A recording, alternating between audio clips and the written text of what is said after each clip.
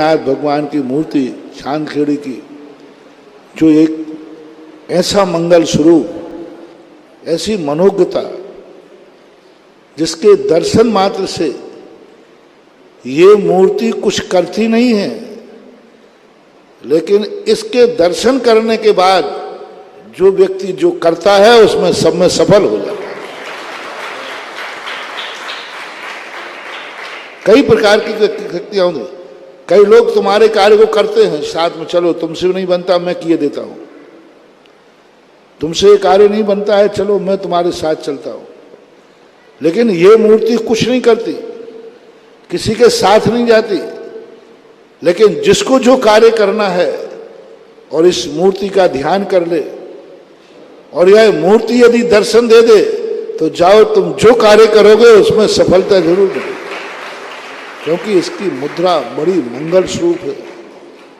कभी कभी क्या होता है कि व्यक्ति की चेहरा, व्यक्ति की दृष्टि, व्यक्ति का एक ऐसा सौम्य रूप होता है जिसके देखना भी शगुन कहलाता है। इस कार्यक्रम के पुण्यार्चक हैं इंदु जैन, शिखा जैन, वेदांत जैन, मनु जैन, विजय जैन, मोदी नगर निवासी, अमेरिका प्रवासी।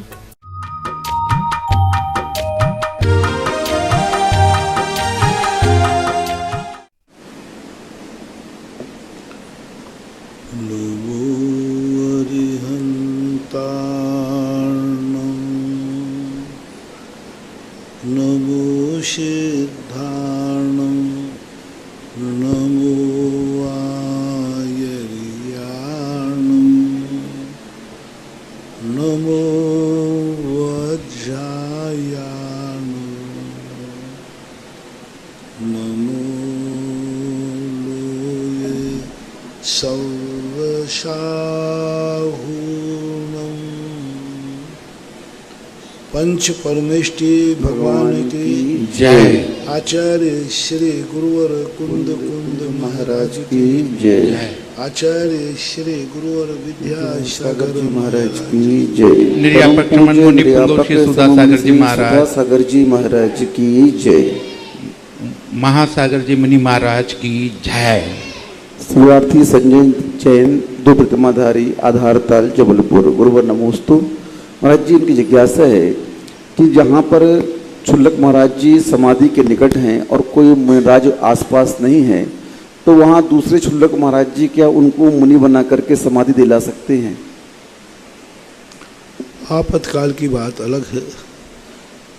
अब आपातकाल में वो मुनि व्रत तो नहीं दे सकते, लेकिन पूज्यवर समंतभद्र महाराज ने रत्नकरण श्रावकाचार्य में संलेखना के समय उपचार महावृत्ति की बात कही है।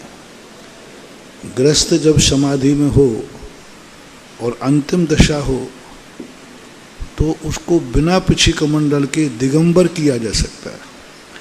पिछी कमंडल तो नहीं दिया जाएगा, क्योंकि पिछी कमंडल वो लगाने लायक ही नहीं है। नहीं, छुल्लक है ना, वो तो पहले से छुल्लक है वो। हाँ, तो उसकी अवस्था कैसी है? दो चीज़ें, एक तो गृहस्थ को समाधि देना, तो उसके लिए एकदम बिल्कुल अंत्यवस्था है तो वस्त्र उतार सकते, उपचार से महाव्रत नृत्यकरण श्रावकाचार में आया। अब वही छुल्लक की स्थिति है, तो छुल्लक को मुनिव्रत तो नहीं हो पाएगा यदि असाध्यता है। मुनिव्रत जब ही हो पाएगा जब वो स्वयं चर्या कर सकते। सबसे पहले दीक्षा के समय वो क्या केशवंश कर सकते हैं, क्योंकि केशवंश मुनि दीक्षा के समय अनिवार्य है, बिना केशवंशन के दीक्षा नहीं हो सकती। तो इतनी शक्ति उस समाधि के समय उनमें है कि नहीं। दूसरी बात, क्या वो एक आध दिन की चर्या कर सकेंगे? चर्या ना भी करे तो भी उनको सामायिक आदि कुछ ना कुछ उनको होश रहना चाहिए। यदि उनकी जर्जर अवस्था है तो दुपट्टा लंगोटा आप अलग कर दीजिए, तो वो भी उपचार से महावृत्ति कहलाएंगे, गुण स्थान का परिवर्तन नहीं होगा। राजीव जैन, सेवार्थी, अमर पाटन। गुरुवर नमोस्तु। महाराज जी इनकी जिज्ञासा है कि अतिसंधान प्रीति क्या है? अति शब्द है, अति संधान के अनेक अर्थ होते हैं। संधान यानी शोध, संधान यानी निशाना, सरसंधान तीर का निशाना लगाना। संधान यहाँ जो अर्थ में आया है जैन आगम में, अति परिग्रह, अति लोलपी, अति मूर्छा, मतलब किसी भी परिग्रह के प्रति आदि के प्रति अति मूर्छा रखना, अति शोध करने का और ऐसा जो भाव आता है। अतिसंधान एक अतिचार आया है, तो यहाँ अतिचार के अर्थ में लेना अतिग्रदता, लोलुपता, और वहाँ अनेक अर्थ में। तो यहाँ यदि किस प्रसंग में आप पूछना चाहते हैं उस प्रसंग का अर्थ ले लेना। यदि चरणानुग से पूछना चाहते हैं तो अतिचर्या, अति परिग्रह के प्रति मूर्छा, अति भाव, और यदि साहित्यिक ढंग से पूछना चाहते हैं तो उसका अर्थ शोध में लेना, और युद्ध आदि नीति में पूछना चाहते हैं तो सरसंधान आदि शब्द आता है। ऐसा निधि जैन भीलवाड़ा, गुरुवर नमोस्तु। महाराज जी इनकी जिज्ञासा है, जैसे सुहाग दशमी का व्रत होता है तो सुहाग दशमी के व्रत 10 साल किए जाते हैं, और किसी की शक्ति अगर न हो 1 साल करके वह हर साल का नियम ले तो क्या वो व्रत 10 माने जाएंगे?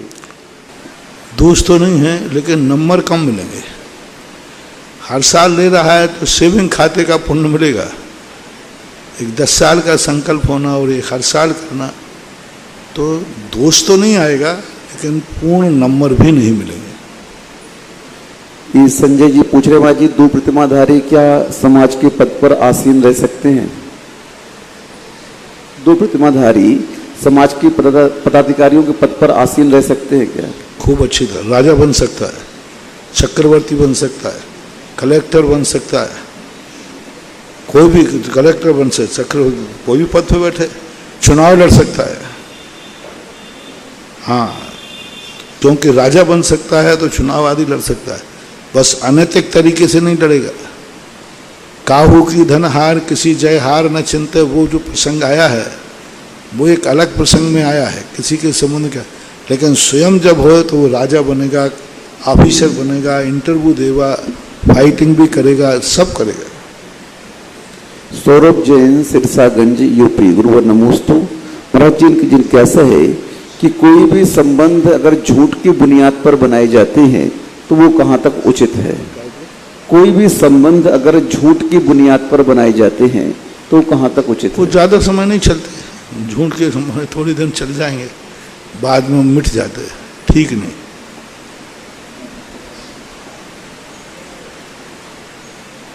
इंजीनियर पंकज जैन, पाटनी, 12, गुरुवर नमोस्तु। महाराज जी इनकी जिज्ञासा है कि आपके माध्यम से अभिषेक पूजन के लिए जो यज्ञ नायक और महायज्ञ नायक बहुत सारे पदों की व्यवस्था करके अभिषेक कराया जाता है, उसमें कई श्रावक बीच में घुस करके अभिषेक कर लेते हैं, तो उनको क्या दोष लगेगा? गलत बात है, उनको अभिषेक का पुण्य नहीं लगेगा, अनुशासनहीनता का दोष भी लगेगा। उनको कई बार ऐसी वस्तुएं कभी प्राप्त होना होगी, दूसरा आके उसको छीन लेगा, क्योंकि तुमने दूसरे के अधिकार को छीन लिया। तो जो व्यवस्थाएं कमेटियों के द्वारा बनाई जाती हैं उन अनुशासन का पालन करना चाहिए। ऐसे लोगों को अनुशासनहीनता का बराबर दोष लगेगा। अंकित जैन, शामली, गुरुवर नमोस्तु। महाराज जी इनकी जिज्ञासा है कि मंदिर के सामने कई जगह जिनमाणी की अलमारी के सामने जिनमाणी माता का अर्घ लिखा रहता है और वहाँ पर लोग पुंज चढ़ाते हैं, तो महाराज जी पुंज चढ़ाना कहाँ तक उचित है? जिनवाणी कोई बात नहीं, जिनवाणी की पूजा होती, अष्टद्रव्य चढ़ा सकते, कोई दोष नहीं, चढ़ाना चाहिए। राजेंद्र जैन, मेरठ, गुरुवर नमोस्तु। महाराज जी इनकी जिज्ञासा है कि किसी का 4 व्हीलर खरीदने का त्याग है, तो क्या वह दूसरे रिश्तेदारों की 4 व्हीलर चला सकता है क्या? चौपहिया गाड़ी, कार वगैरह खरीदने का त्याग है इनका, तो क्या रिश्तेदारों के लेकर चला सकता है? रिश्तेदारों के लेकर के चला सकते हैं कि नहीं चला सकते गाड़ी? 4 व्हीलर खरीदने का त्याग है, तो रिश्तेदारों की चला सकते कि नहीं चला सकते गाड़ी? तो त्यागी काय को किया है? बहाने मत बनाओ। त्याग किया है तो फिर त्याग किया है। 4 व्हीलर खरीदने का त्याग किया है तो फिर उसका अर्थ क्या है? बैठने का भी त्याग करो। अब खरीदने का त्याग कर दिया तो ठीक है, अब तुम्हारी जैसा नियम देते समय संकल्प करो वैसा करना चाहिए। दिनेश जैन भीलवाड़ा राजस्थान। गुरुवर नमोस्तु। महाराज जी, इनकी जिज्ञासा है, कई लोग नकली दांत और बाल लगा करके अभिषेक पूजन और आहार विधि आदि संपन्न करते हैं महाराजों की, तो ये कहाँ तक उचित है? नकली दांत और नकली बाल लगा करके अभिषेक और आहारचर्या आज के समय पर 2 प्रकार के नकली दांतों में कोई बाधा नहीं, क्योंकि अब हड्डी के नहीं बनते दांत। जैसे चश्मा लगा रहे हो ना आप, जैसे चश्मा लगा के आहार देते हो तो उसी प्रकार से दांत लगाकर आहार देने में कोई बाधा नहीं। पहले दांत बनते थे वो अलग अशुद्धि से बनते थे, बार बार निकालना पड़ता था, धोना पड़ता था। आज के समय में ऐसी कोई बाधा नहीं है, शुद्ध है। मैंने इसके संबंध में बहुत जानकारी की डॉक्टरों से, और वो फिक्स हो जाते हैं, निकालना नहीं पड़ते। बाल भी यदि आपके फिक्स हैं, आजकल बालों से बाल नहीं बनते। आजकल ये सब सिंथेटिक्स प्लास्टिक के बाल बनने लगे। ये ओरिजिनल जो बिग बनने लगे ना, आज बालों से नहीं बनते, प्लास्टिक के बनने लगे, और प्लास्टिक में भी फिक्स रहते हैं। तो अब ऐसा इनमें कोई बड़ी बात नहीं। प्लास्टिक का यदि बाल है तो कोई बाधा नहीं। यदि बालों से बनाया गया बाल है जानवरों के या किसी के, तो ज़रूर उतार देना चाहिए। और प्लास्टिक के बाल आजकल बहुत इतने बारीक प्लास्टिक आ गया कि बालों से भी और अच्छे। तो प्लास्टिक का यदि बिग है तो फिर कोई बाधा नहीं है ऐसा। अजीत जैन एडवोकेट मांगरोल। गुरुवर नमोस्तु। महाराज जी, उनकी जिज्ञासा है कि कई महाराज जी, इनका कहना है कि आहार लेते समय इशारा करते हैं कि चम्मच से दीजिए, हाथ से मत दीजिए। तो क्या महाराज जी हम लोग के हाथ खराब हैं क्या हम महाराज जी लोगों को सूखे आइटम हाथ से नहीं दे सकते क्या? देखो, अब ये शुद्धि की बात है, कोई बुरा नहीं मानना चाहिए। जितना ज़्यादा हम, क्योंकि अब तुमने दे दिया, कोई बाहर से आया पानी से कहता है, तो ये व्यवस्थाएं हैं। चम्मच से दे रहा है तो संक्रमण से तो बच जाएगा। वैसे इसलिए अच्छा ही है, हाथों पर दोष नहीं है, लेकिन हाथों से कोई बीमारी संक्रमित हो सकती है, इसलिए अच्छा है। राजेश जैन रामपुर मनिहारन उत्तर प्रदेश। गुरुवर नमोस्तु। महाराज जी, इनकी जिज्ञासा है कि मंदिर जी में हर श्रृंगार के फूल आते हैं जिनके माध्यम से ये लोग द्रव्य सजाते हैं, पीले करते हैं, तो क्या हर श्रृंगार के फूल उत्तम है कार्य? हर श्रृंगार के फूल को आप गलत समझ बैठे हैं। मैंने भी पहले इसका निषेध करता था। फूल का उपयोग नहीं होता है इसमें। जहाँ पाखुड़ी फूल होता है, पराग होता है, उसका उपयोग नहीं होता है। फूल के एक डंठल होता है उसमें लाल, उस डंठल का उपयोग करते हैं। पीछ के नीचे एक लाल डंठल होता है, मैंने कई स्थानों पर देखा। वो डंठल में किसी भी प्रकार का जीव नहीं होता है, ना उसमें जीव रख सकते। वो डंठल भी पोला होता है चारों तरफ से। फूल की जो पाखुड़ी होती है, फूल का जो पराग होता है, जहाँ जीव होते हैं, वो अलग कर दिया जाता है। ये हार श्रृंगार के फूल नहीं हैं, फूल का डंठल है, ऐसा मानना चाहिए। इसलिए उपयोग करने में कोई बाधा नहीं है, लेकिन चंदन तो चंदन है, केसर तो केसर है। अब रोल्ड गोल्ड के आभूषण पहनना सुंदरता तो है, लेकिन सोने की जो सकारात्मक एनर्जी है, सोने का जो स्वास्थ्य से संबंध रखता है, सोना जो तुम्हें सकारात्मक ऊर्जा देता है, सोना जो तुम्हारा सगुन करता है, वो नहीं होगा। एक सोने का श्रृंगार पहन करके यदि, तो वो शगुन के रूप में लेते हैं, मंगल के रूप में लेते हैं, स्वास्थ्य के लिए फायदेमंद है, और वो श्रृंगार एक शुभ सूचक माना गया। लेकिन कोई रोल्ड गोल्ड से श्रृंगार करता है तो वो सुंदरता को तो बढ़ा देगा, लेकिन शुभ शगुन और सकारात्मक एनर्जी नहीं देगा, ऐसा नहीं। राजेंद्र जैन मेरठ। गुरुवर नमोस्तु।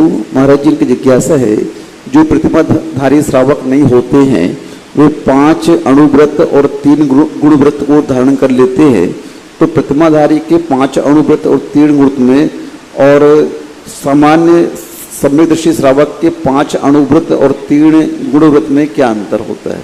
3 गुणव्रत होती नहीं उसके। अविरत सम्यक दृष्टि के 5 अणुव्रत ही कहे हैं। मध्य माध मधुस्त्यागई सहाणुव्रत पंचकम, तो वहाँ अणुव्रतों के लिया है। 3 गुणव्रत तो प्रतिमाधारी के साथ ही होंगे। उसी रत्नगढ़ साहब का आचार्य में पूज्यवर समंतबद्ध महाराज ने कहा कि 7 शील गुण होते हैं, 4 शिक्षाव्रत, 3 गुणव्रत। इनको जब तक प्लस नहीं करेगा वो पंचम गुण स्थान वर्ती नहीं माना जाएगा। आजकल कोई ऐसे लोग करने लगे हैं, अपने आप को कहते हैं हमारा ये तो त्याग है। दिन भर उनका मुंह चलता रहता है, दिन भर पान खाते रहेंगे, सुपारी खाते रहेंगे, लौंग इलायची खाते रहेंगे, चलते फिरते उठते बैठते, और कहते हम तो अणुवृत्ति हैं। तो ये किसी अपने आप को अणुवृत्ति मान लेने से कोई नहीं होता। कोई अपने आप को मुनि मान ले तो मान ले, उससे क्या होता है? कर्मों के बंध से नहीं बच जाएगा, निर्जरा नहीं हो जाएगी उसकी। बहुत सारे लोग आगम को अलग अर्थ निकाल करके अपने शितलाचार की पुष्टि करके, क्योंकि स्वयं से तो त्याग में आग होता नहीं, हमेशा ध्यान रखना, नीचे रह करके ऊंचे की साधना करना श्रेष्ठ है, श्रेष्ठ है। लेकिन अपने आप को अणुवृत्ति मान करके और अणुवृत्ति की साधना नहीं करना, ये निकृष्ट है। यदि अणुवृत्ति है, बार बार मुंह जूठा नहीं करेगा। वो भोजन की थाली में जो कुछ भी खाना है भोजन कर लेगा, पानी पीगा, लौंग इलायची सुपारी भी खाएगा, लेकिन वहीं भोजन के समय बैठ करके और कुर्ला कर लेगा। और कुर्ला करने के बाद वो प्रत्याख्यान करेगा कि अब मैं इतने समय के लिए अन्न जल का त्याग करता हूँ।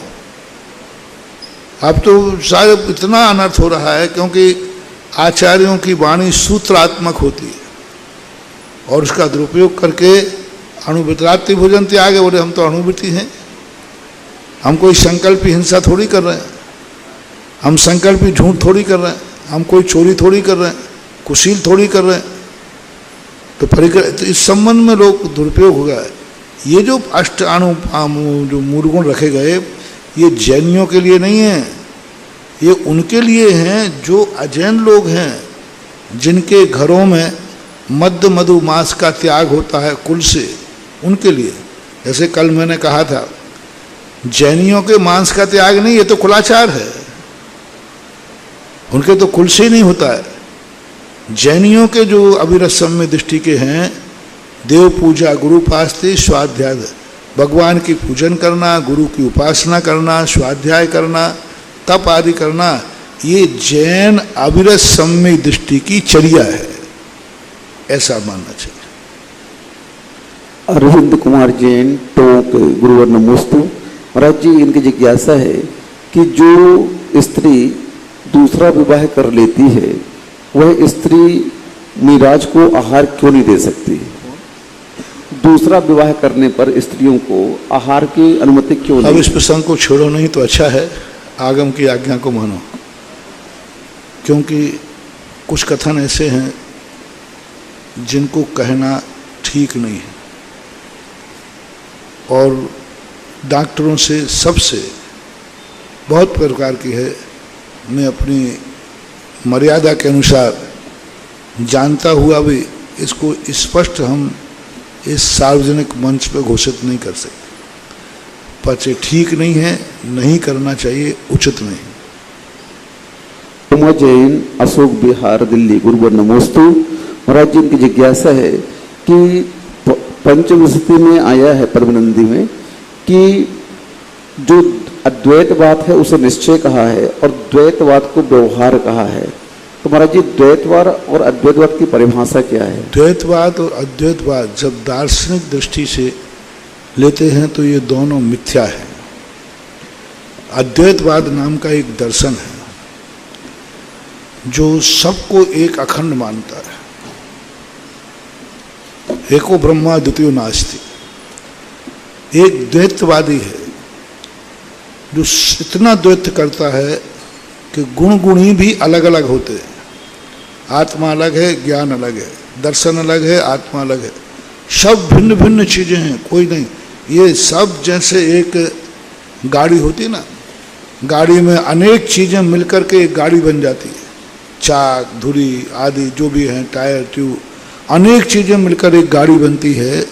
इसी प्रकार वस्तु या द्रव्य अनेक चीज़ें मिलकर के बनती हैं। एक समवाय नाम का पदार्थ होता है, वो इनको मिलाता है। ज्ञान गुण कहीं पड़ा है, आत्मा कहीं पड़ी है, एक समवाय नाम का गुण आता है और दोनों को मिला देता है। इसके संबंध में बहुत अच्छी चर्चा पूज्यवर विद्यानंदी महाराज ने श्लोक वार्तक में की है। तो द्वैतवाद और अद्वैतवाद मिथ्या है। अब इसकी शाब्दिक व्युत्पत्ति पे जाते हैं तो शाब्दिक व्युत्पत्ति का अर्थ है अभेद नय और भेद नय। भेदस्तु व्यवहारा, जब एक ही वस्तु को भेद दृष्टि से देखा जाता है तो वह व्यवहार है, द्वैत है। एक ही वस्तु को जब अभेद दृष्टि से देखा जाता है तब वह अद्वैत है। शाब्दिक दृष्टि से तो कोई बाधा नहीं है, लेकिन रूढ़ अर्थ जो दुनिया में लिया जाता है उनके अनुसार ये दोनों मिथ्या शब्दों के रूप में प्रयोग किए जाते हैं। कुन पूज्यवर अमृतचंद सूरी महाराज ने द्वैत और अद्वैतवाद निश्चय न व्यवहार न को कहा है, कुंदकुंद स्वामी ने नहीं ग्रहण किया। अमृतचंद सूरी महाराज ने प्रवचन सार में द्वैत और अद्वैतवाद को व्यवहार और निश्चय न का रूप दे दिया। तो ये शाब्दिक परिभाषा के अंतर्गत रहना चाहिए, रूढ़िगत नहीं। सोनू जैन दिल्ली, गुरुवर नमोस्तु। महाराज जी, इनकी जिज्ञासा है कि कई बड़े लोग सोने चांदी की द्रव्य से पूजन करते हैं और पुनः उस द्रव्य को उठा करके डिब्बी में रख लेते हैं, फिर पुनः पूजन करते हैं। गलत, गलत, बहुत गलत। इससे तो अच्छा चावलों से कर लो, मक्के के दानों से कर लो, लेकिन चढ़ाने के बाद उसे पुनः उपयोग में नहीं लेना चाहिए। कोई भी चावल चढ़ा दिया है उसको उपयोग में नहीं लेना। एक बार पूजा में आया हुआ द्रव्य, चाहे सोने का हो चाहे चांदी का हो, रत्न भी क्यों ना हो, पुनः वह श्रावक उसके उपयोग में नहीं ले सकता, लेना भी नहीं चाहिए।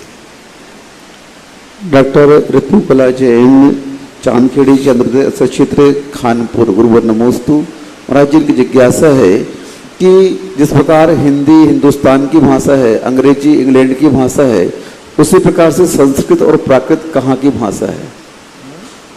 हिंदुस्तान की भाषा वर्तमान में जैसे हिंदी है, इंग्लैंड की अंग्रेजी भाषा है, तो प्राकृत और संस्कृत कहाँ की भाषा है? ये भाषा भारतीय भाषा है, आर्य पुत्रों की भाषा है, वो मलेच्छों की भाषा है, आंग्ल भाषा कहलाती है।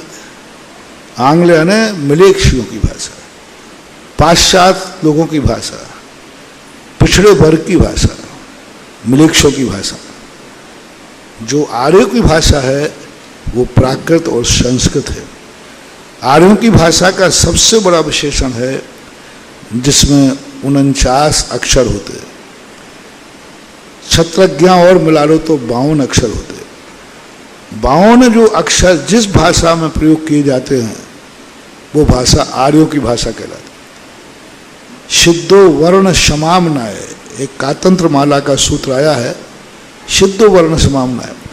जो वर्ण अनादिकाल से हैं, जिस भाषा में 52 अक्षरों का प्रयोग किया हो, 52 अक्षरों को बोला जाता हो, 52 अक्षरों को लिखा जाता हो, वो भाषा आर्य भाषा कहलाती है। प्राकृत में इन्हीं लोगों के, ठीक है, कुछ अक्षरों में अभेद कर दिया गया, जैसे प्राकृत में शा, सा और शा, तालब्य सा और दंती सा नहीं होते, वहाँ तालब्य सा और मूर्धन्य सा नहीं होते, दंती सा होता है। 2 सा नहीं होते प्राकृत भाषा में। हाँ, वो सरौते व कट होता है ना, और शक्कर वाला माँ सरौते वाला सा होता है। 1-2 अक्षर और हैं ऐसे जो अभेद के रूप में स्वीकार कर लिए गए हैं, लेकिन बराबर प्राकृत और संस्कृत, और उसी संस्कृत का पर्यायांतर अपभ्रंश है। उसी अपभ्रंश का पर्यायांतर हिंदी है। यानी जिनमें मेरा कहना है 52 अक्षर अनबद्ध रूप से चल रहे हैं वही आर्यों की भाषा है, बाकी शेष भाषा आंग्ल भाषा कहलाती हैं, ऐसा मानना चाहिए।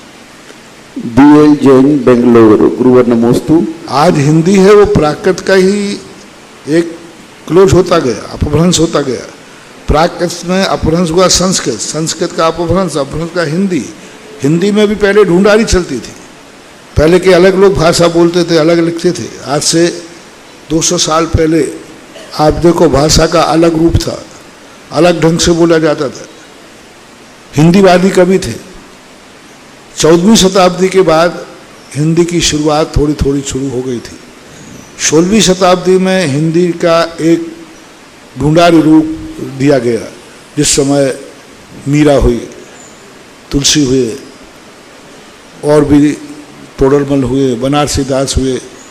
इनकी जब अपन भाषा पढ़ते हैं तो बात उसके बाद हिंदी धीरे धीरे करके अब उसी का रूप बनती जा रही, क्योंकि 52 अक्षर जिन भाषाओं में कह रहा हूँ, जिस भाषा में 52 अक्षरों का अनुस्रोत चलता हो वह भाषा आर्यपुत्रों की भाषा है। DL जैन बेंगलोर, गुरुवर नमोस्तु। महाराज जी पूछ रहे हैं कि सफेद दाग वाले अभिषेक और आहार क्यों नहीं दे सकते, क्योंकि महाराज जी उनका बहुत कम पॉइंट्स रहता है और उसका गलत कोड भी नहीं रहता है। वो आगम में इसका निषेध किया है, इसलिए अब उसमें भी ये विचार किया जाए। कई लोग छोटे मोटे दाग हो जाते हैं, बाद में बंद हो जाते हैं। कई लोगों के दाग अदृश्य होते हैं। मेरी दृष्टि से डॉक्टरों की अपेक्षा उसका कोई दोष नहीं बताया जा रहा है, लेकिन भीभत्स लगता है। तो कम से कम हाथों में, मुख पे कुछ ऐसे भीभत्स चिन्ह ना हो तो, और वो बढ़ने वाला क्रम रुक गया हो, कहीं छोटा बहुत दाग पड़ गया, छोटा बहुत रह करके लोग उसी में छुआछूत मान लेते। कई लोग कई ऐसी बीमारी, इसको शेउआ नाम की बीमारी होती है, वो कुछ नहीं, कहीं कहीं छोटे छोटे धब्बे आ जाएंगे, बस वो रुक जाएंगे पर आगे बढ़ेंगे नहीं। तो इतना सबको नहीं मानना चाहिए। यदि वो रुक गया है और अदृश्य रूप में है तो फिर उसको नहीं मानना चाहिए, वो सारी क्रियाएं कर सकता है। लेकिन फैल रहा है, दृश्य है, तो फिर मानना चाहिए। महाराज जी ये पूछ रहे हैं कि जो अभी आहार के लिए विशेष रूप से निषेध करते हैं, अभिषेक आदि के लिए तो कई जगह सामाजिक मान्यता है, करते हैं, कर लेते हैं। मूल तो आगम में आहार के लिए निषेध किया है। सामान्य केवली के पंच कल्याणक में, सामान्य केवली के जो ज्ञान कल्याणक और मोक्ष कल्याणक होते हैं, क्या उसमें भी देव आकर के बनाते हैं?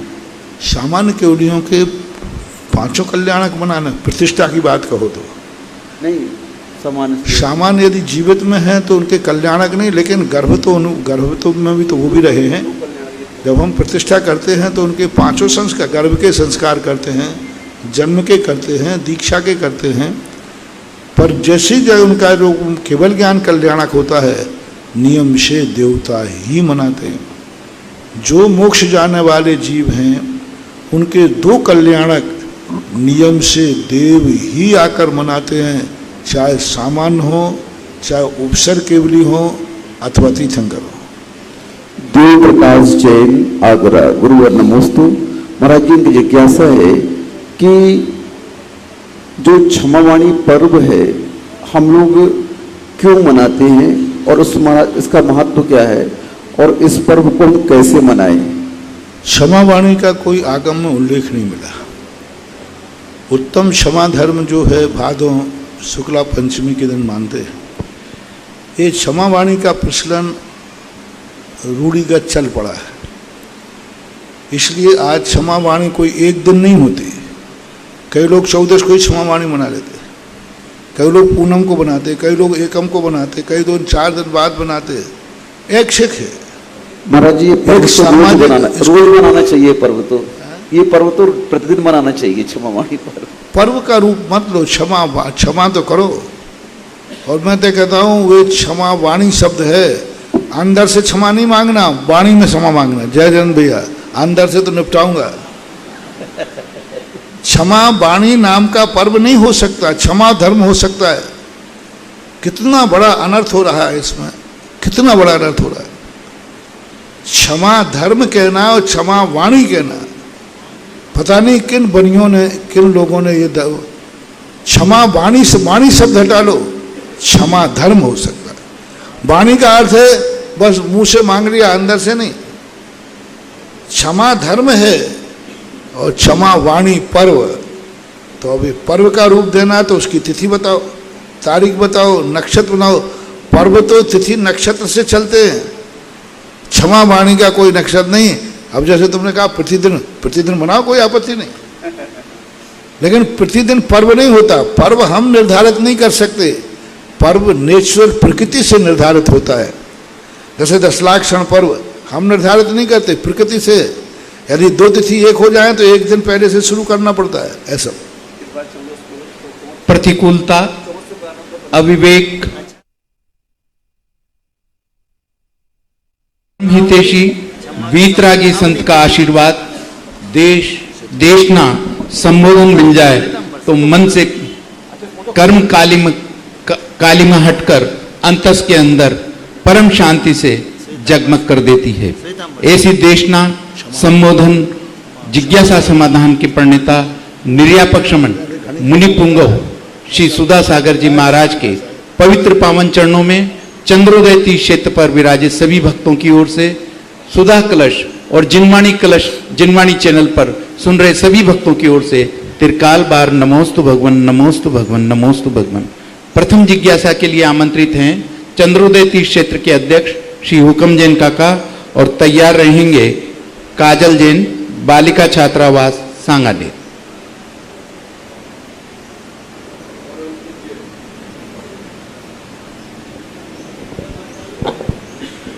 हेलो, परम पूज्य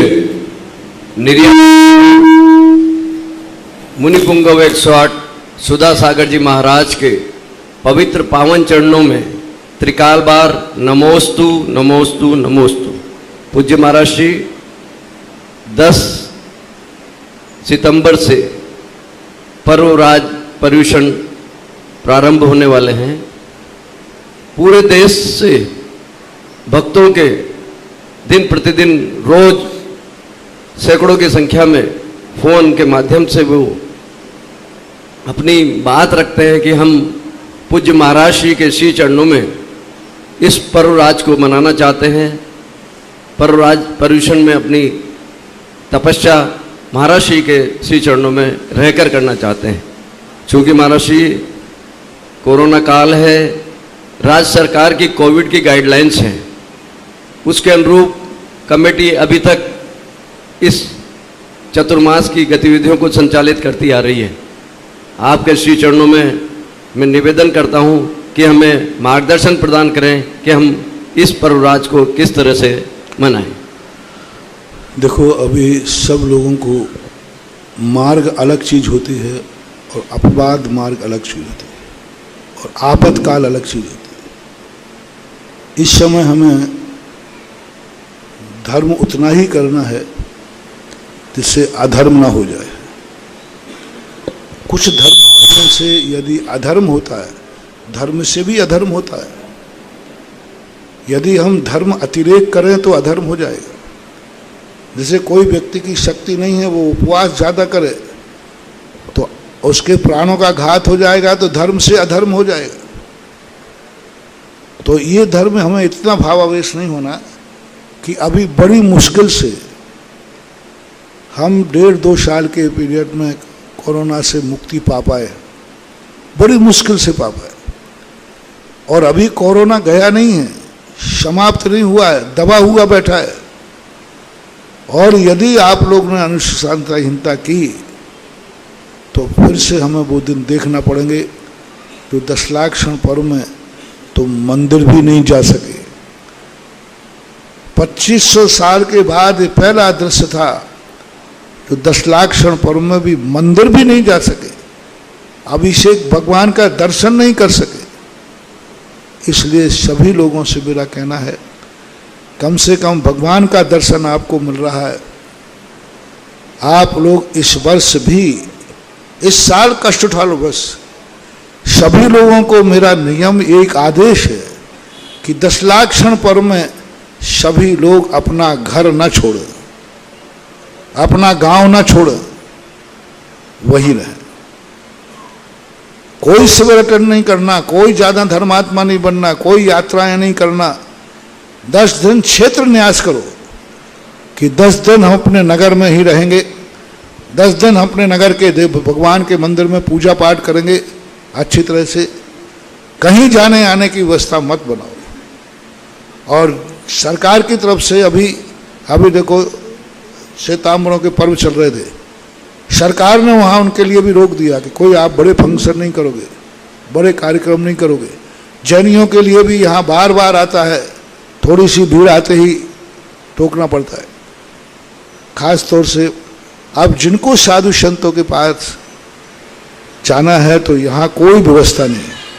मैंने स्पष्ट निर्देश दिया कि मैं सरकार की गाइडलाइन के अनुसार, कोविड की जो गाइडलाइन है उसके अनुसार यहाँ 10 दिन किसी को भी एंट्री न दी जाए, जो आएगा उसको वापस किया जाए। और सबसे बड़े जो जनरल भोजनालय आपका चलता है, 10 दिन के लिए जनरल भोजनालय बंद करके, क्योंकि जनरल में शोध का भोजन नहीं होता है। जो त्यागी वृत्ति यहाँ रहे उनमें शोध का भोजन करें, भोजनालय बंद करो।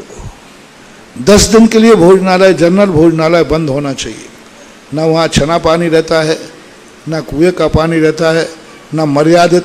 आपके क्षेत्रों के भोजनालय भी इतने पवित्र नहीं है कि तुम 10 लाख क्षण पर्व में उनको भोजन कर सको।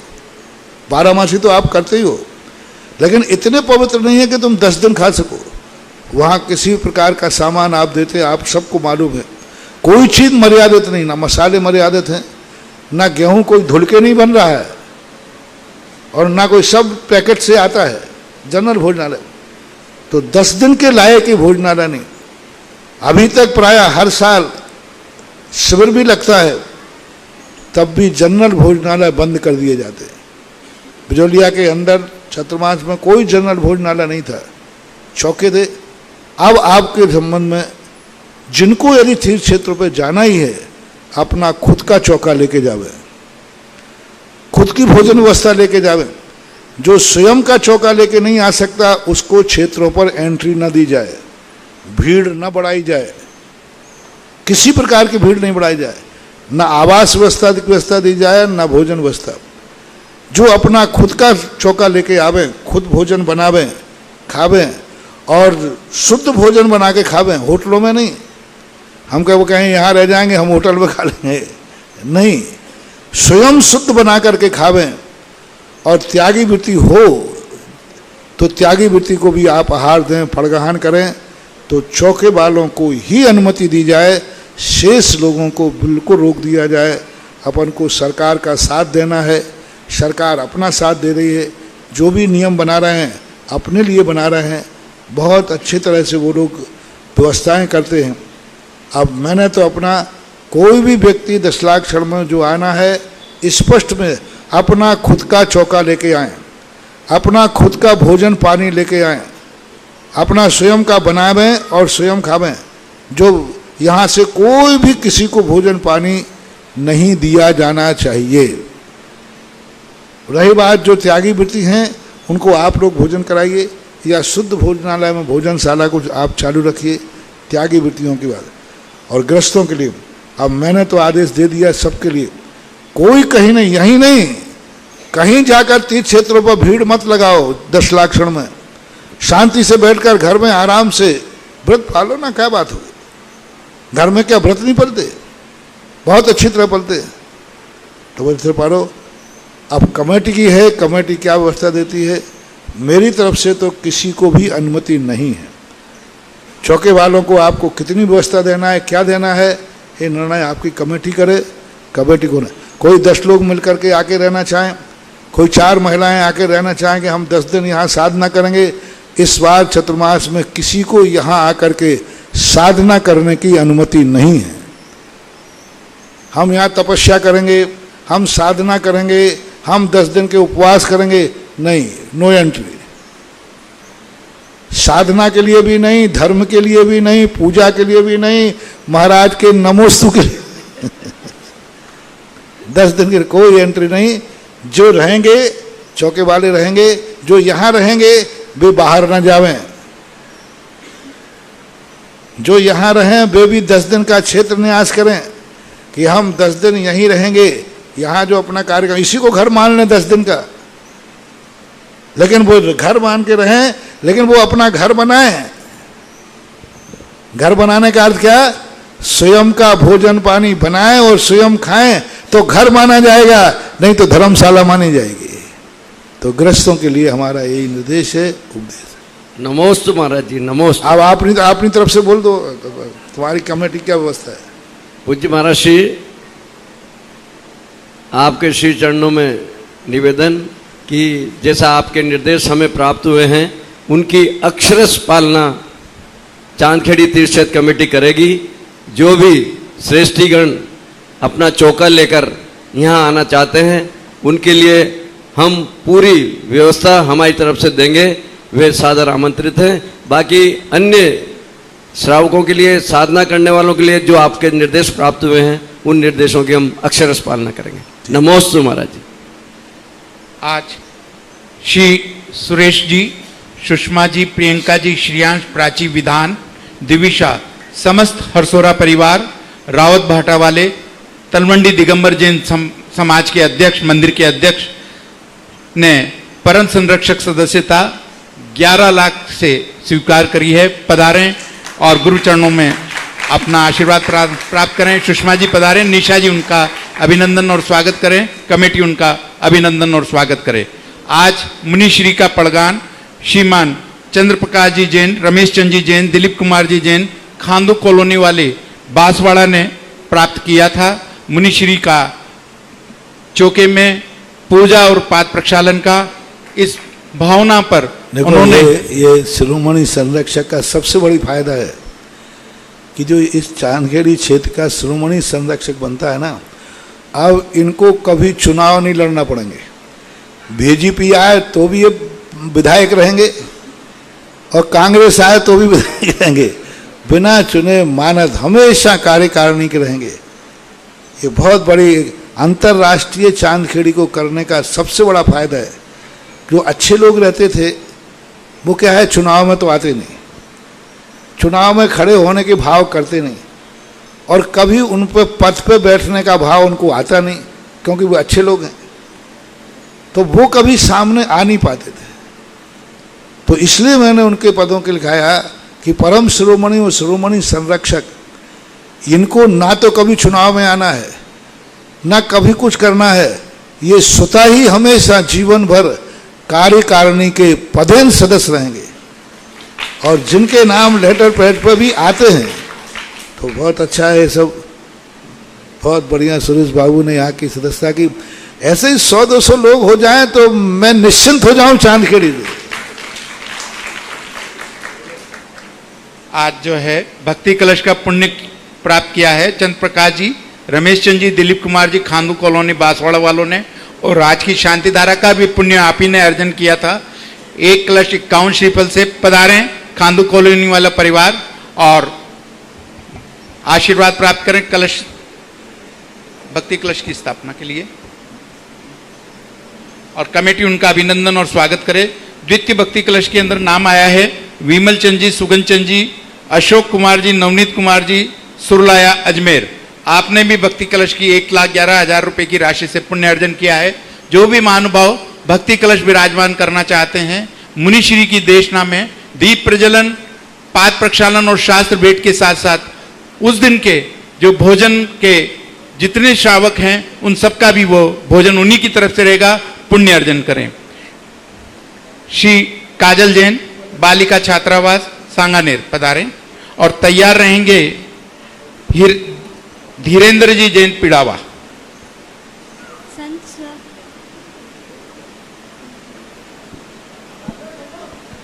संत सागर बालिका छात्रावास परिवार का गुरुदेव के चरणों में बारंबार नमोस्तु। भगवान रत्नकर्ण श्राविकाचार्य की गाथा नंबर 33 में दिया है, ग्रस्तो मोक्ष मार्गस्थो ग्रस्तो मोक्ष मार्गस्थो निर्मोहो नेव मोहवान अंगारो ग्रही शिरवान निर्मोहो मोहि नो मुने। महाराज श्री, मेरी जिज्ञासा यह है कि सम्यक दर्शन हम कैसे प्राप्त करते हैं पंचम काल में, और सम्यक दर्शन प्राप्त करने के लिए हमें क्या प्रयत्न करना चाहिए? ग्रस्तो मोक्ष मार्गस्थो इसलिए कहा कि वह संसार में जो कुछ भी गृहस्थी के कार्य कर रहा है वो उसको छोड़ने का प्रयास कर रहा है, अंतो डज्झामी कर रहा है कि मेरी ये गृहस्थी कब छूटे, मेरा ये मोह माया जाल कैसे छूटे। भगवान की भक्ति में आलोचना करता है, अपने अंदर परिणाम करता है, वो विकासोन्मुखी है, उन ऊपर के तरफ जा रहा है, और एक श्रमण होकर के संसार के कार्यों के प्रति रुचि ले रहा है, संसार की तरफ जाना चाहता है, वो पतोन्मुखी है। तो पतोन्मुखी की वहाँ निंदा की गई है कि तुम जिससे पाना चाहते हो ग्रस्त उसे छोड़ना चाह रहा है, तो जो छोड़ना चाह रहा है वो श्रेष्ठ है। तो इस प्रकार की ये तुलना दी। सम्यक दर्शन की प्राप्ति का मूल कारण है कि हम सच्चे देव शास्त्र गुरु को पहचान कर और जो उनके द्वारा कथित है उस कथित को यथार्थ रूप में समझ में आवे या नहीं आवे, लेकिन जो जिनेन्द्र देव ने कहा है वही सत्य है, ऐसी प्रतीति होना, श्रद्धा होना सम्यक दर्शन का एक चरणानुयोग के अनुसार ये परिभाषा बनती है।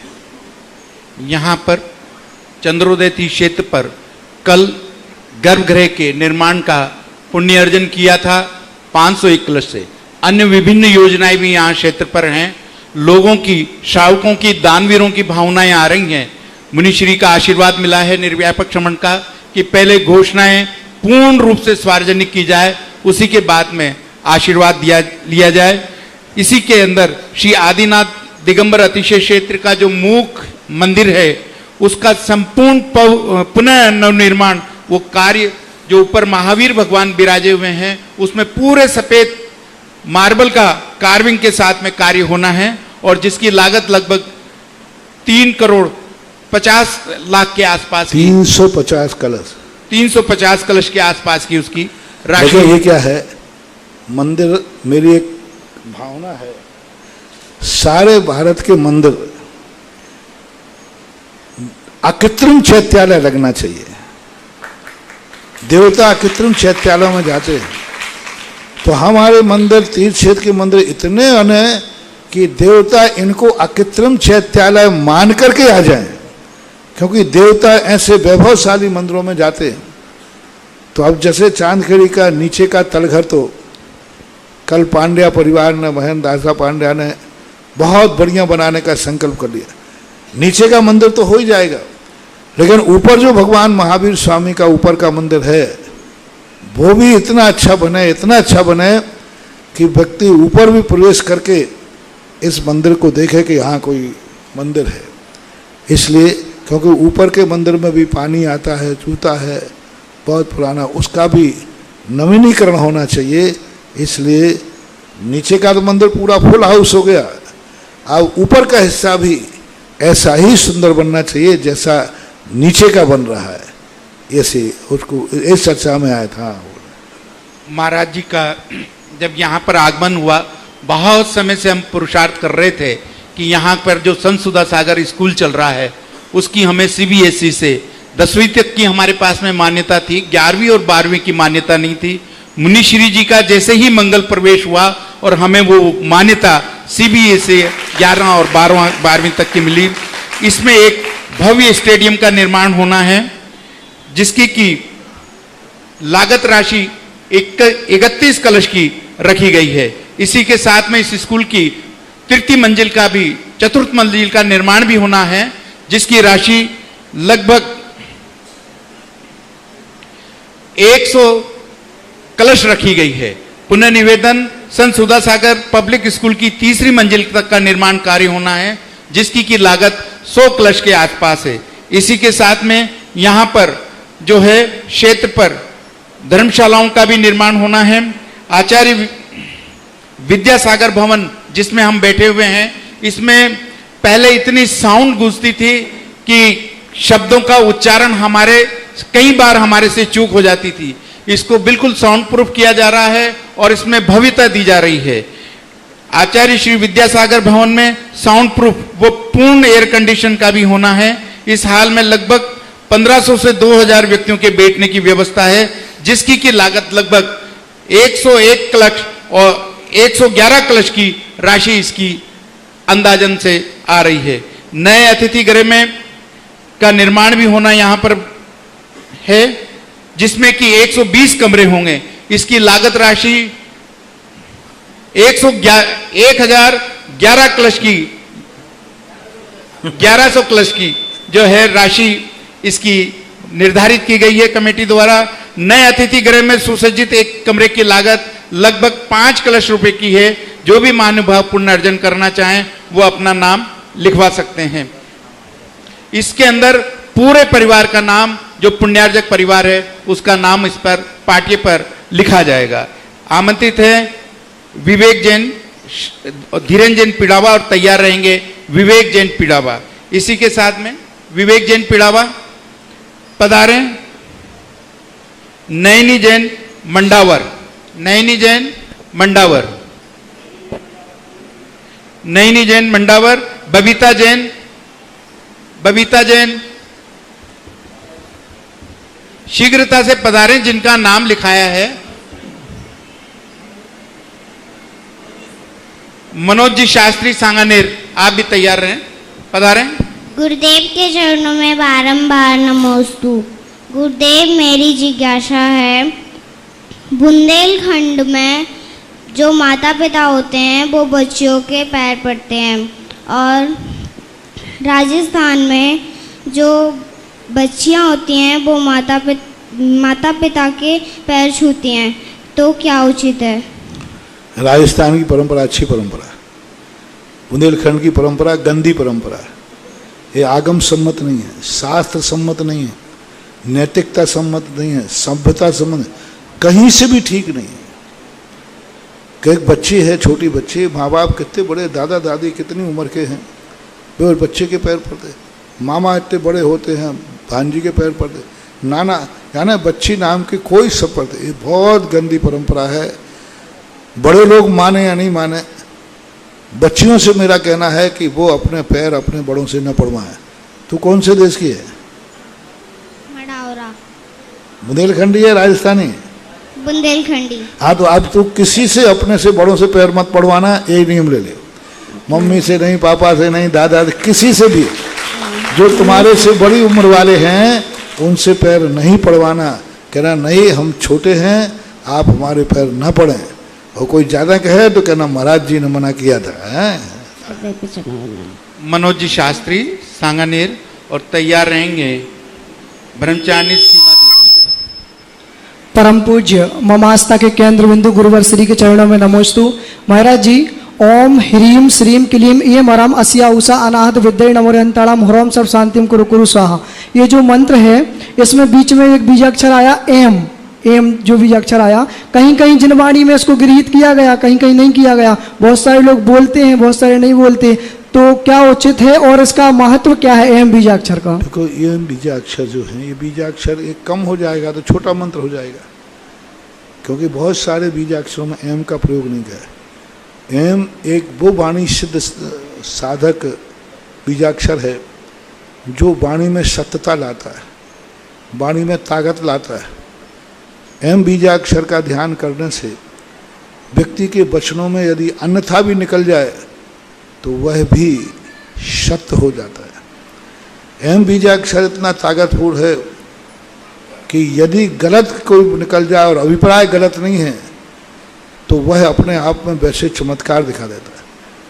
तो एम बीजाक्षर जो है, इसका मुख में स्थान होता है, वाणी पुस्तक होता है, वाणी सिद्धि सूचक होता है। एम अकेले बीजाक्षर का ध्यान करके व्यक्ति कोई भी अच्छे मन पवित्र भाव से कुछ भी बोल देगा, वह सिद्ध ही होगा। एम बीजाक्षर व्यक्ति को सिद्ध वाक बनाता है, सिद्ध वाक बनाते उनके मुख से जो निकल जाए वो पूरा होता है। एम बीजा, क्योंकि एम बीजाक्षर का जो स्थान है वो मुखमय होता है, वो काम ही उसका यही है कि उसको संभालता है। तो वाणी का सूचक है। एम एक ऐसी शक्ति है जिस शक्ति के माध्यम से हम शुद्ध ज्ञान में बहुत बड़ा क्षयोपशम बढ़ा सकते हैं। क्षयोपशम बढ़ सकता है यदि अपना क्षयोपशम मंद है तो एम बीजाक्षर ऐसा कार्यकारी होता है। और फिर ये बीजाक्षर जिस मंत्र के साथ जुड़ते हैं उस रूप भी धारण कर लेते हैं। मैंने एक दिन कहा था ना, बीजाक्षर का स्वभाव पानी के समान होता है, जिसके साथ जुड़ जाते हैं वो उसी रूप में ताकत देते हैं। तो जब बीजाक्षरों में देखा जाता है किस बीजाक्षर के साथ जुड़ रहा है, ओम ह्रीम श्रीम क्लीम एम बड़े बाबा। अब ये किसके साथ जुड़ गया? बड़े बाबा के साथ जुड़ गया, आदिनाथ भगवान के साथ जुड़ गया। अब वो आदिनाथ की जो शक्तियां हैं, आदिनाथ के जो उपदेश हैं, आदिनाथ ने जो अपनी वाणी पर, उस वाणी को सबसे ज़्यादा प्रभावकारी बनाएंगे, उस वाणी पर लोग विश्वास करेंगे, उस वाणी को अपने जीवन में उतारने का भाव करेंगे, क्योंकि ये पर्टिकुलर आदिनाथ भगवान की तरफ इंगित करता है। आदिनाथ भगवान के मंत्र में एम को व्यवस्थित किया गया। तो हर तीर्थंकरों के हर स्थान के मंत्रों का अलग अलग है, अनेक अर्थ भी हैं, रूढ़ अर्थ भी हैं। आचार्य भगवान माघनंद आचार्य महाराज की जो शांति धारा है मूल वाली, वो ओम बीजाक्षर से प्रारंभ होती है, लेकिन महाराज श्री बहुत सारे स्थानों पर ओम नमः देव्याय ड़मोकार मंत्र बोल करके फिर प्रारंभ करते हैं, तो कोई आपत्ति तो नहीं? तो देखो, मन की है जितने चाहे जोड़ते जाओ, पर जो है उतने लिखना चाहिए। आगे पीछे जोड़ने से, मैंने कहा ना, वही बीजाक्षर किसी के साथ जुड़ जाता है तो अलग फल देता है। वही वस्तु अलग अलग खाएंगे तो अलग स्वभाव है, और मिला के खाएंगे तो, पेपरमेंट अलग से खाओगे तो गर्म है, अजवाइन का फूल अलग से खाओ तो गर्म है, और कपूर खाओगे तो महान नुकसानदायक है, और तीनों मिला के खाओगे तो कूल कूल। नमस्ते महाराज जी। तीनों मिला के खाओगे तो अमृत धारा हो गई। आप देखो, वही तीनों चीजें हैं, जब अलग अलग थी तो स्वभाव अलग था, मिला दिया तो अलग स्वभाव हो गया। इसलिए मेरा कहना है कि ये मिलावट की जो परंपराएं चलती हैं मंत्रों में, स्तोत्रों में, शुद्ध पढ़ना चाहिए। कई लोग 2 लाइनें पढ़ लेते हैं और फिर बाद में भजन गाते हैं, नाच गाना करते हैं, फिर संगीत गाते, फिर दूसरा भक्तांबर का कड़ा करते हैं। वो भक्तांबर पाठ नहीं है, वो भक्तांबर का सांस्कृतिक कार्यक्रम है। भक्तांबर को 2 रूप में, एक सांस्कृतिक कार्यक्रम के रूप में प्रस्तुत करना, एक पाठ के रूप में करना। मंत्रों के साथ जब बोला जाए तो भक्तांबर के बीच में कुछ भी नहीं बोलना चाहिए, एक लाइन भी नहीं। जैसे मान लो आप आरती करने बैठे, 64 रिद्धियों से आरती कर रहे हैं, तो भक्तांबर का श्लोक पढ़ो, ओम ह्रीम अवध ज्ञान वृद्धि रिद्धि प्राप्त है, जो भी बोलते हैं वो बोलो, सीधा दूसरा, बीच में कोई भजन नहीं, कोई लय नहीं, कोई ओम नहीं, कोई नमोकार मंत्र नहीं, कुछ भी नहीं पढ़ना चाहिए। तब वो रिद्धिदायक मंत्र माना जाएगा, तब वो दीप प्रज्वलन। कई लोग दीप प्रज्वलन कराते हैं और बाद में जाकर के संगीत कार्यक्रम करते 2-2, 3-3 घंटे तक। मूल भाव तो खत्म ही हो गया, मूल भाव तो खत्म हो गया। वो भजनों का मस्त मस्त, हाँ, पर वो ही ध्यान रह जाता है, वो कुछ नहीं रहता। वो भक्तांबर तो जब आप एक कार्यक्रम पढ़ते हैं तो उनमें इन सब चीज़ों को नहीं जोड़ना, ओरिजिनल शुद्ध रिफाइन पढ़ो। आचार्यों ने जितना जोड़ना था सब जोड़ दिया, उनसे अधिक 1.5 चावल की खिचड़ी अलग से मत पकाओ। हाँ, नमस्ते महाराज। ब्रह्मचारिणी सीमा दीदी और तैयार रहेंगे राजकुमार जी जैन, झालरा पाटन। महाराज श्री जी के चरणों में अशोकनगर रतन कटपिस परिवार का कोटि सा नमोस्तु।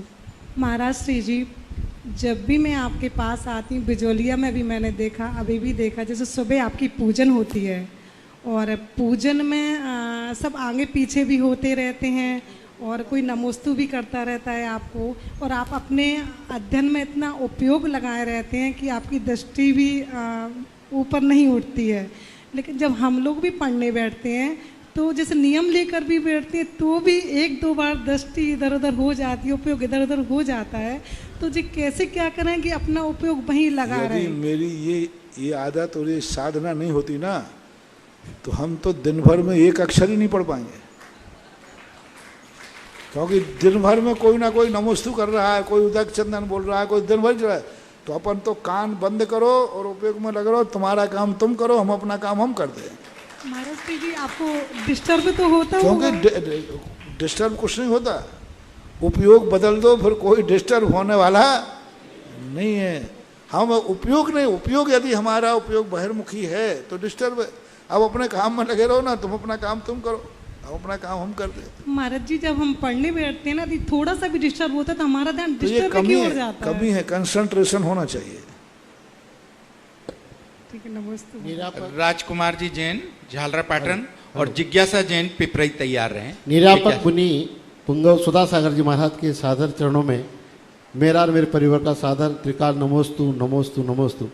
हे गुरुवर, आपकी प्रेरणा एवं मार्गदर्शन से राजस्थान के कई मंदिर क्षेत्रों का जीर्णोद्धार और विकास अपनी चरम सीमा को छू रहे हैं और अभी निरंतर कई गतिमान हैं। इसके बावजूद भी हमारी समाज के कुछ ज़्यादा महाज्ञानी व्यक्ति ये समालोचनाओं करने के अनुरूप समालोचना की अपेक्षा आलोचना और निंदा करते हैं कि महाराज जी के चरण जहाँ पड़ेंगे वहाँ तोड़ फोड़ और श्रावकों के द्रव्य का निर्माल होना या उसका दुरुपयोग होना निश्चित है। तो हे गुरुदेव, हम उनसे कई बार इस प्रकार की वाद विवाद भी करते हैं, उत्तर भी देते हैं, किंतु कई बार विवाद बढ़ जाता है तो हम चुप हो जाते हैं और चुप होने में उनके अनुमोदना का पाप भी हमें लगता है। तो हे गुरुवर, मैं आपसे ये जिज्ञासा का समाधान चाहता हूँ। ये उनकी कोई गलती नहीं है, ये मेरा चुनाव चिन्ह है।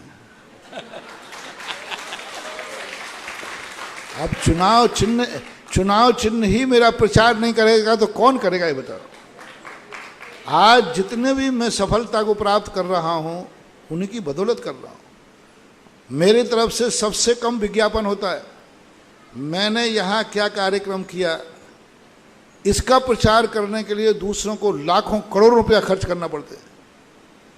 और हमारे दुश्मन दूसरे दिन करते हैं कि चांदखेड़ी में क्या हो रहा है, सारी दुनिया जान जाती है, सारी दुनिया जान जाती है। और आज जितना ज़्यादा, एक बार जब सांगानेर का कार्यक्रम हुआ तो महाराष्ट्र से एक साधु ने विरोध किया और सबसे ज़्यादा कभी महाराष्ट्र के लोग यहाँ अभिषेक करने नहीं आते, 1 लाख लोग अभिषेक करने आए।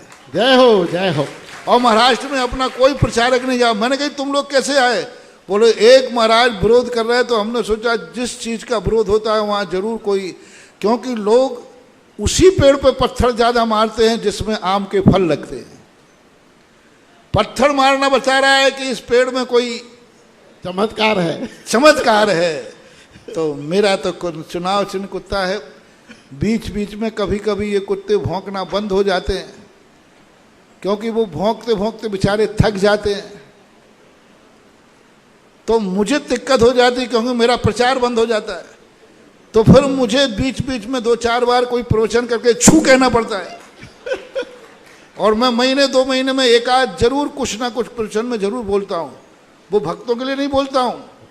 वो जो चुनाव चिन्ह वाले कुत्ते भौंकते हैं वे चुप हो जाते। यदि वे चुप नहीं हो तो फिर हम कुछ नहीं बोलना। वो चुप हो जाते तो मुझे फिर गैस बनती है, तो मैं फिर कुछ बोल देता हूँ। फिर महीना 15 दिन व्हाट्सएप चलते हैं, चुनाव चलते, फिर ठंडे, फिर एक शुरू छोड़ देते हैं। क्योंकि मैंने जो आज तक ऊंचाइयां पाई हैं विरोधियों के विरोध से ही पाई हैं। एक नीति है कि जिस चीज का जितना ज्यादा विरोध होता है वो चीज उतनी ही प्रसिद्ध होती है। श्री राम के पीछे रावण नहीं होता तो रामचंद्र जी इतनी प्रसिद्धि को प्राप्त नहीं हो पाते, नहीं हो पाती। श्री राम के पीछे कैकेयी नहीं होती तो आज रामायण की रचना नहीं होती। कैकेयी ने राम को कहां पहुंचा दिया, रावण ने राम के लिए कहां पहुंचा दिया। इसलिए नीति कारण रहा, निंदक नीरे राखिए आंगन कुटी छवाए। इसलिए वो मेरे मेहमान हैं, मेरे प्रचारक हैं। मैं पहले यही सोचता था, मैं किसी चीज़ को बोलता था तो सोचता था कि मेरी बात का क्या प्रभाव पड़ने वाला। मैं तो एक छोटा सा महाराज हूँ, छोटी सी वाणी है, छोटी सी साधना, छोटी सी बाण। लेकिन जब मैंने देखा, मैंने एक बात यहाँ बोल दी सारे भारत के बड़े बड़े आचार्य, बड़े बड़े पंडित, सारे भारत के लोग हिल गए। और मैंने कही, बारे सुधा सागर, तेरी वाणी में दम है। सब खड़खड़ा गए कि यदि यहां से आवाज उठी है, और दूसरे महाराज कुछ भी बोलते रहे, कोई कुछ नहीं पूछता, क्योंकि सबको मालूम है कि यहां से जो आवाज उठी है वह हर व्यक्ति अक्षर सा मानता है। तो उनको घबराहट हो जाती है, घबराहट हो जाती है कि ये अब हमारी दाल में कालापना खत्म, हमारा धंधा पानी खत्म, हमारी दुकानदारी खत्म। वही होता है, विरोध होना बता रहा है कि इस मंच से जो कुछ निकलता है वो प्रभावकारी है और विरोधियों को फफूंद बनाने वाला है। तो ये चीज़ें हैं, और उनसे यथार्थ में जितनी विरोधियों ने प्रसिद्ध, हमारे भक्त तो बहुत सीधे साधे हैं। ये तो ना तो प्रवचन सुनते हैं और ना कोई प्रचार प्रसार करते हैं, ये तो स्वयं अपनी भक्ति सेवा में लगे रहते हैं। ये कहते हैं हम दूसरों को प्रचार परोसने की अपेक्षा खीर मिल रही है तो स्वयं खावे ना। अपन दो व्यक्ति होते, एक अच्छा भोजन मिले तो खाने बैठ जाता है और एक दूसरों को परोसने बैठ जाता है। तो हमारे भक्त तो खाने वाले हैं कि महाराज मिले हैं तो बढ़िया इनका सेवा करो, खाओ पियो, दूसरों को क्या करना। लेकिन दूसरे लोग जो कभी होते वो दूसरों को परोस देते। तो ये जो हमारे जो विरोधी लोग हैं, ये मेरे प्रचारक हैं।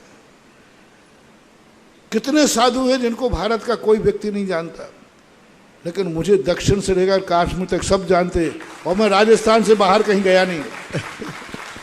मेरी तो जिंदगी का सबसे बड़ा भाग राजस्थान में बीता। आज 25-26 साल हो गए, 25-26 साल तो मेरे राजस्थान में निकल रहे हैं।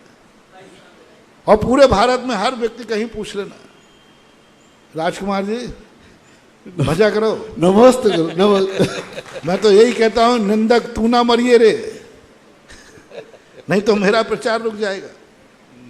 इंदिरा गांधी को यदि प्रसिद्ध किया था दुनिया ने तो उनके विरोधियों ने, क्योंकि विरोधी इतना सशक्त प्रचारक होता है कि दूसरे लोग विरोध को देखकर देखने आते हैं। कई लोग तो इसलिए देखने, महाराज जी हम इसलिए देखने आए कि वहाँ ऐसा विध्वंस हो गया, ये हो गया, और जब वो देख के आते हैं तो बोले यहाँ तो अकृत्रिम चैत्यालय बन गया, यहाँ तो मजा आ गया। तो फिर जब लौट करके बद्दुआ देते हैं उसको, वो बद्दुआ, बहुत सारे तो बेचारे निंदा कर करके मर गए, ऊपर चले गए। उनका बड़ा खेद है, मुझे शोक प्रस्ताव है मेरा। नमस्ते नमस्ते। जिज्ञासा जैन पिपरई, और तैयार रहेंगे रुपेश शाह सूरत। मुनिपुंगम से 108 विद्या मुनिपुंगम से 108 सुधा सागर जी मामुनि राज के चरणों में नमोस्तु नमोस्तु नमोस्तु। महर्षि में मेरा नाम जिज्ञासा जैन है, मैं पिपरई से आई हूँ। महर्षि मेरी जिज्ञासा है कि संसार के सभी प्राणी सुख की प्राप्ति चाहते हैं, किंतु किसी को भी सुख की प्राप्ति नहीं होती है, तो महर्षि सुख क्या है? तोता भी राम राम कहता है, लेकिन राम जी उंगली दे दें तो उन्हीं को काट लेता है। इसी प्रकार सब लोग सुख तो चाहते हैं, लेकिन सुख प्राप्ति का जो साधन है उसको नहीं अपनाना चाहते। जो जिस ढंग से सुख मिलता है, पुण्य और पाप में एक बार संवाद हुआ। पुण्य कहता है मैं बड़ा हूँ, पाप कहता है मैं बड़ा हूँ। संत के पास पहुँचे तो संत ने कहा कि भाई दोनों अपनी दलीलें दो। तो पुण्य कहता है कि सारी दुनिया मुझे चाहती है, सारी दुनिया मुझे चाहती, कौन पुण्य नहीं चाहता? तो पाप कहता है तुझे तो चाहती है, मुझे तो करती है। सारी दुनिया पाप करती है, तुझे तो मन से चाहती है। तो जिसको करती है वो बड़ा हुआ कि जिसको मात्र चाहती है वो बड़ा हुआ। तो यही स्थिति है व्यक्ति की कि धर्म सुखी तो चाहता है, लेकिन सुख के साधनों को नहीं अपनाता। महर्षि चातुर्मास के बाद में पिपरई आई है। नमस्ते महर्षि, चातुर्मास के बाद में पिपरई आना। रुपेश शाह सूरत बता रहे हैं। हमारे पूरे परिवार की ओर से त्रिबार नमोस्तु नमोस्तु नमोस्तु। महाराज जी, हम इस भव में जो ज्ञान प्राप्त करते हैं वो अगले भव में हमको क्यों काम नहीं आता है? मूल कारण है अगले भाव में ज्ञान जाता है। ज्ञान दो प्रकार का, अनुगामी ज्ञान होता है, वर्धमान ज्ञान होता है। क्योंकि हम ज्ञान भवांतर के लिए करते ही नहीं है। एक बार हमने उदाहरण दिया था, एक विद्यार्थी पढ़ाई पढ़ता है, पेपर तक के संकल्प है, पेपर तक के लिए पढ़ता है।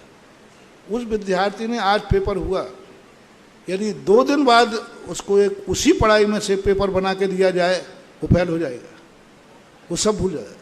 क्योंकि पढ़ते समय उसका संकल्प क्या था? परीक्षा तक का संकल्प था, पेपर खत्म होते भूल जाता है। इसी प्रकार से जितना हम ज्ञान प्राप्त करते हैं वो किसी पर्पस से करते हैं, उद्देश्य से करते हैं। लेकिन यदि हम ज्ञान मोक्ष जाने के लिए करें, यदि ज्ञान हम आत्मकल्याण के लिए करें, तो ज्ञान बराबर प्राप्त होता है। कैसे नहीं जाता ज्ञान? यहाँ से मरने वाला जीव जो सही ज्ञान प्राप्त करता है, मर करके जैसे ही देवों में उत्पन्न होता है, एक अंतर्मुहूर्त जाते ही यहाँ जो ज्ञान था उससे कई गुना ज्ञान अपने आप प्रकट हो जाता है, बिना पढ़े। देवताओं की कोई क्लास नहीं होती, देवता कुछ पढ़ते नहीं है, कोई वहाँ मुनिराज नहीं, कोई किताब नहीं, लेकिन अंतर्मुहूर्त बाद ही हर देवताओं को ज्ञान हो जाता है। कई देवताओं को तो अंतर्मुहूर्त पूरे द्वादशांग का ज्ञान हो जाता है। कौन है वो? जिन्होंने यहाँ पर सम्यक प्रकार से ज्ञान किया है, आत्मकल्याण के लिए ज्ञान किया है, वो ज्ञान भवांतरों में भी जाता है। इसलिए ज्ञानी पुरुष मर करके स्वर्ग ही जाते हैं या केवल ज्ञान प्राप्त करते हैं। तो बेनड़ा जी जिनका वास्तविक ज्ञान होता है वे मर करके या तो निर्माण कर केवल ज्ञान प्राप्त करेंगे तो ज्ञान की वृद्धि हुई, और या फिर देव पर्याय में जाएंगे तो वहाँ उनको जन्मते ही पूरा ज्ञान मिलता है। जितना ज्ञान यहाँ किया मैं ब्याज किया। महाराज जी, तो बेनड़ा जी का समाधि से सब का बेनाडा जी, सब जितने अच्छे लोग व्रतों के साथ मरेंगे उनका ज्ञान वहाँ जाके वृद्धि को ही प्राप्त होता है। जिनवाणी नमोस्तु महाराज जी। जिज्ञासा समाधान इस तरह से अपनी पूर्णता की ओर चला। और जिनवाणी स्तुति के पूर्व कौन पुण्यशाली जीव होगा जो महामुनिराज निर्यापक श्रमण मुनि पुंगव श्री सुधा सागर जी महाराज की आरती का पुण्य, देवादिदेव श्री आदिनाथ भगवान की गर्भगृह में आरती का पुण्य। इस कार्यक्रम के पुण्यार्चक थे इंदु जैन, शिखा जैन, वेदांत जैन, मनु जैन, विजय जैन, मोदी नगर निवासी, अमेरिका प्रवासी।